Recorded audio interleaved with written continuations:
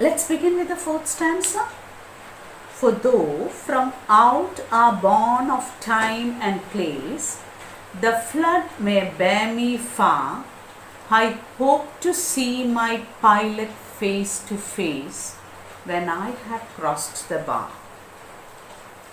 For though from out are born means boundary. There is the time and place limited in the earth. That is, from when I am carried away from this finite world, that is the earth, by the flood. Flood here stands for sea. Underline flood and write on the top sea. When the sea carries me away very far, I am confident. The poet is confident to face the life after death. Why is he confident? It's given in the next two lines. I hope to see my pilot face to face. Here, pilot stands for God. It's a metaphor for God. I hope to see my pilot face to face. He expects to be reunited with God when I have crossed the bar. Here, crossed, the use of crossed is interesting. It may be simply that he is crossing the bar, or the critics have speculated that it may be a reference to Christ who has died in the cross. Now here, Tennyson later explained that the pilot was with him throughout his life, but he was not able to see him because of the darkness, and he was there to guide him throughout his life. Here it's very interesting. He had strange religious ideas. You see, Tennyson says when he dies, he will directly get reunited with God. He was 100% sure he was going to heaven. He was a Christian.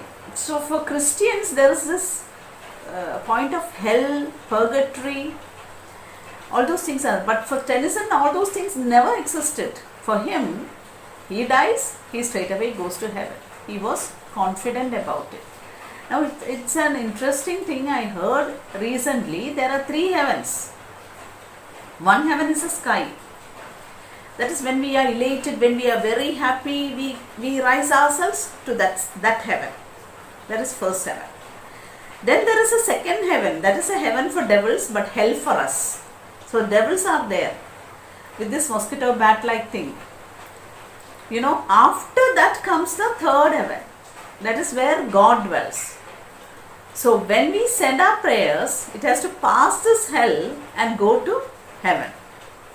So if our prayers are not sincere, it's just lip service, if we are not focused in our prayer, the devils will catch it with the mosquito bat. So it must be very sincere, only then it will directly reach the heaven. I am just telling what I heard. It may be true, may not be true, I don't know. Okay, jokes apart, let us come back to Tennyson. Tennyson was very confident that after death, his death was his reunion with God, and he is going back to the place from where he came. So here, without he wanted to have this process of dying, calmly, gently, without any fear. He was assured that what comes next is meeting with God. Now the themes of the poem. Tennyson is speaking about a grief-free farewell. Grief-free farewell means farewell without any sadness. That can be you have to write the summary, but you have to say, give more stress on that part, ambiguity. Then you have courage to face the death. That is another thing. There are many other themes. Refer to the workbook. Read it well. I am giving you some questions in the Google Classroom. Please answer those questions today itself. Okay. I hope you all have understood the poem well. You can even say this is euphemism. In this poem, The main thing is euphemism. Euphemism means something harsh is expressed in a mild way.